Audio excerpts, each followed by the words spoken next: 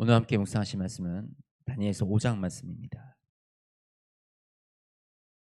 우리 다니엘과 세 친구를 포로로 끌고 갔던 느부갓네살 왕, 그 왕은 다니엘이 해석해 주는 그 꿈의 해석을 듣고 하나님을 찬양했습니다. 그런데도 그 느부갓네살은 하나님을 섬기지 못하고 하나님을 바라보지 못하고 다시 우상을 만들고, 그런 가운데 하나님이 그 왕을 비참하게 만들어서 마치 짐승과 같이 들에서 생활하고 풀을 뜯어 먹으며 그렇게 비참한 시간을 지내야만 했습니다. 그 대를 이어서 벨사살 왕이, 그 아들 벨사살이 왕이 되었습니다. 이 벨사살은요, 어렸을 때 그 아버지가 겪은 일들을 알고 있었습니다. 모르지 않았습니다. 다 알고 있었는데 이 벨사살 왕은 그 아버지가 경험했던 그 하나님을 두려워하지 않았습니다. 벨사살 왕은 그래서 예루살렘에서 이 가져온, 특히 그 중에서 하나님의 성전에서 하나님께 제사드릴 때 썼던 그 금그릇과 은그릇들, 음잔들, 뭐 이런 성전에서 쓰던 이 잔과 그릇에 술을 마시고, 그리고 나서 술을 이 여기서 멈추는 것이 아니라 그 그들이 만들어 놓은 우상들, 그 우상들에게 절하고 그 우상들을 섬기는 그런 일을 저질렀습니다. 그때 어떤 일이 일어났냐면 벽에 손이 나타났어요. 손이 나타나서 글을 쓰는데, 이게 앞만 봐도 심각한 거죠. 이게 무엇인지, 그 글이 무슨 뜻인지 알 수 없고 이 왕은 두려움에 떨게 되었습니다. 그래서 그 왕은 또 그 나라의 점술과 술객들과 이런 사람들을 불러서 그들에게 "이 글이 무슨 뜻이냐 해석하라."라고 묻습니다. 그런데 해석할 자가 아무도 없었어요. 그래서 아버지 때 그 꿈을 해석해 주며 아버지에게 아버지가 그 꿈을 다 풀어 주었던 이 다니엘을 이 아들 벨사살 왕도 찾게 됩니다. 그래서 이 벨사살의 이 벨사살 왕은 다니엘에게 자신 앞에 놓여진 이 글씨를 해석해 달라라고 얘기를 해요. 다니엘이 그 글씨를 해석을 합니다. 그 글씨는 뭐라고 써져 있었냐면 메네 메네 데겔 우바르신. 그래서 메네는 하나님이 이미 왕의 나라의 시대를 끝나게 하셨다. 당신의 나라는 이제 끝났습니다. 데겔, 왕을 하나님이 저울에 달아보셨더니 야, 왕의 자리에 합당하지 않구나라고 말씀하십니다. 베레스, 왕의 나라가 나뉘어서 메대와 바사 사람에게 준바되었습니다. 미디안, 지금의 이란이죠. 그 바사, 페르시아, 이란과 페르시아로 나뉠 겁니다. 이 바빌론 제국은 이제 페르시아와 이란으로 나뉘어서 다 가져갈 겁니다라고 예언을 하는 것입니다. 그리고 그날 밤 우리 벨사살 왕은 죽임을 당하였고, 그리고 메대 사람 다리오가 나라를 얻었다. 예, 메대 사람 다리오가 이 나라를 얻었다.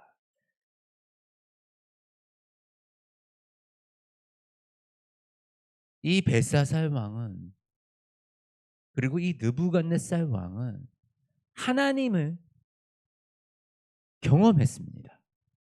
분명히 하나님을 경험한 사람들입니다.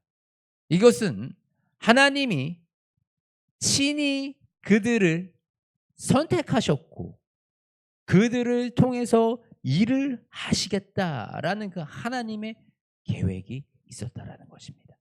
그래서 이방인인 이들 앞에 하나님은 그들에게 하나님의 뜻을 알려주시고 보여주시고 꿈으로 알려주시고 이렇게 이들을 통해서 하나님의 나라를 지켜나가는 그 사역을 이어가고 계셨는데 그들은 너무나도 어리석게도 그 하나님을 경험하고 보았고 아는데도 불구하고 또다시 우상을 만들고 또 하나님을 가벼이 여기는 그런 죄를 짓게 되는 것입니다.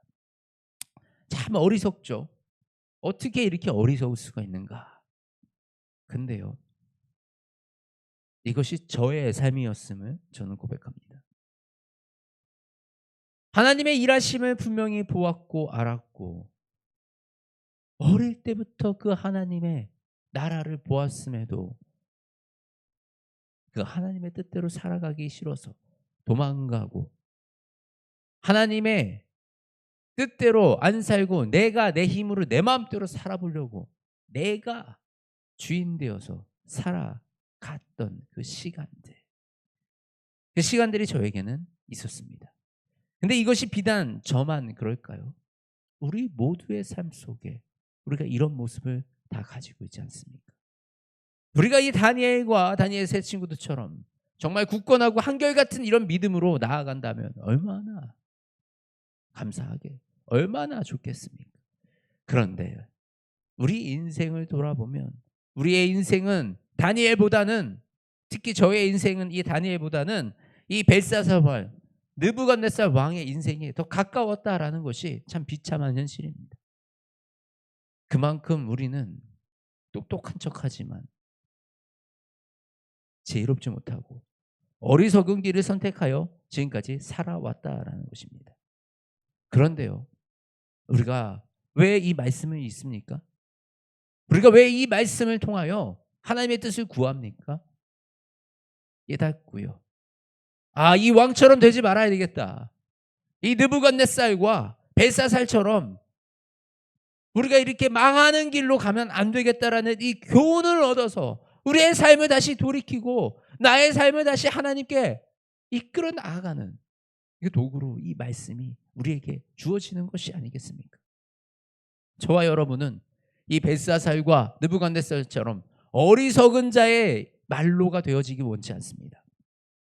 우리의 삶은 마지막에는 우리는 지금까지 그렇게 어리석게 살았지만 지금까지 우리는 그렇게 내가 자꾸 주인 되려는 그 인생을 살았지만 이제부터는 하나님이 주인 되시는 인생이 되어서 내 인생의 마지막은 하나님께 인정받고 우리가 예수 그리스도의 그 품에서 천국의 소망을 누리는 그 인생을 우리가 살기 원합니다.